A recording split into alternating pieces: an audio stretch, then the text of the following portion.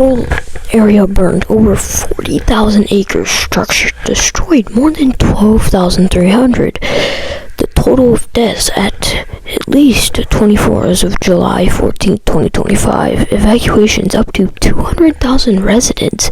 Projected financial losses up to $250 to $275 billion. Annual state tax income revenue lost estimated to be around $3.6 billion. And this isn't just the craziest part. Major fires. In this image, you can see the Palisades fire, 24,000 acres. Even the Eaton fire, 14,000 acres north of Pasadena and Altadena.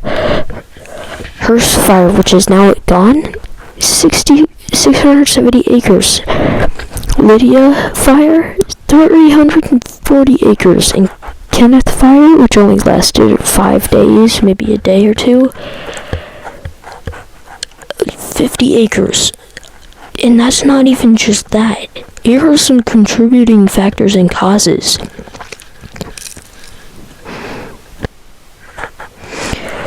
Climate change, increased heat, extended drought. These are just some of the most things that are going wrong here.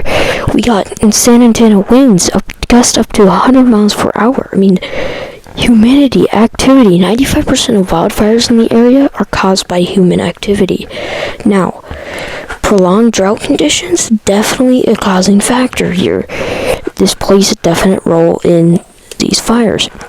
Now, even extended fire seasons definitely playing a role in this. Now, maps and visuals. Drone.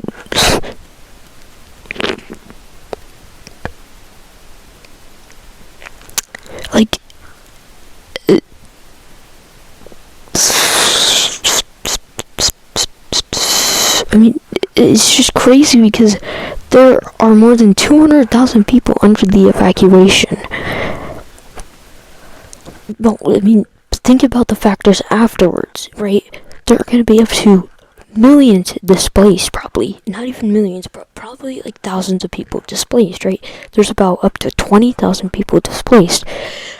Think about the factors here, okay? We got droughts coming in, okay? And then we got San Antonio winds that are like hurricane winds, right?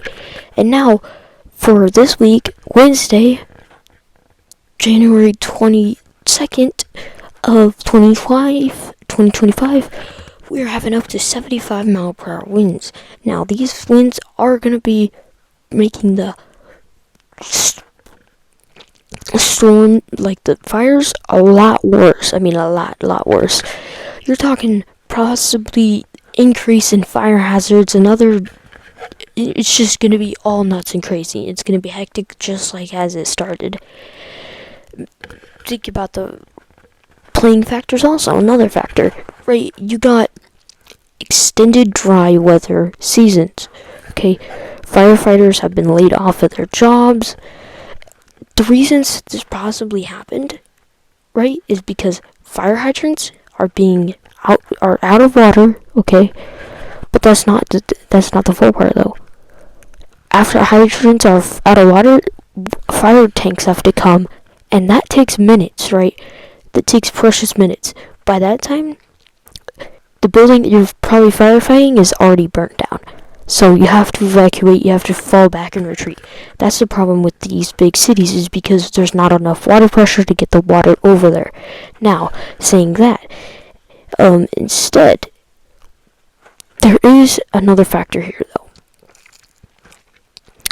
The ground hasn't been as dry, and, well, it is, but there is another factor here. Dry weather is another key factor, but that's not just one of the many key factors that play into this, right? You got, let's see here, laid off workers, like workers that have been laid off of their jobs, right?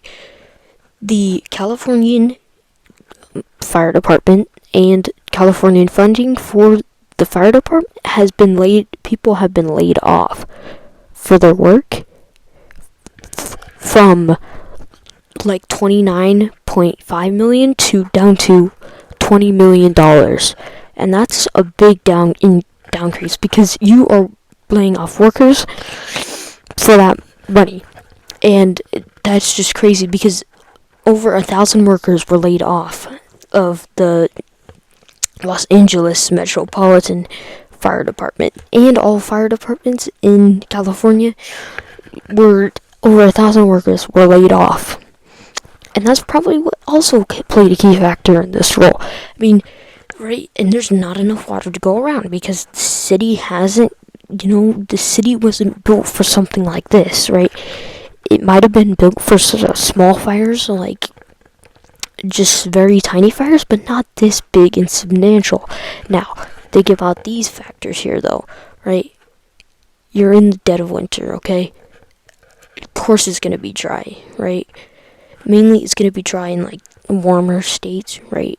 So, yes, fire risks are always a thing to play in warmer states in the winter, because it's going to be dry, the ground's not going to be as wet, but it's not going to be as dry, but it's still dry enough. And this is possibly what happened. There was power outages that went on, sparks, and all of that stuff.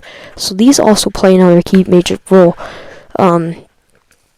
People setting off fires, cigarettes, those also play a role in this stuff, including if you have dropped a cigarette and you were smoking and it was still lit, right? In hurricane winds, that's possibly what caused some of these fires to go on. It's just multiple factors playing into one key thing, and that one key thing is, fire. There are multiple things that caused these fires to happen. It's so unknown what some of them were caused, but most of them were possibly caused by either power grid lines sparking and going out. That also played a key factor because the ground was dry, it met all the conditions. High winds, which drug embers out, which made the fires bigger. I mean, you can see in this photo a man and people, the innocent civilians, running down the street as fire spreads. This is the Eaton fire, and this whole street right now, right now, in real life, it burnt out. Like, you can't even go right there anymore. Everything is burnt to the ground. Where that firefighter is standing, and blowing in those leaves and bushes, that is all burnt.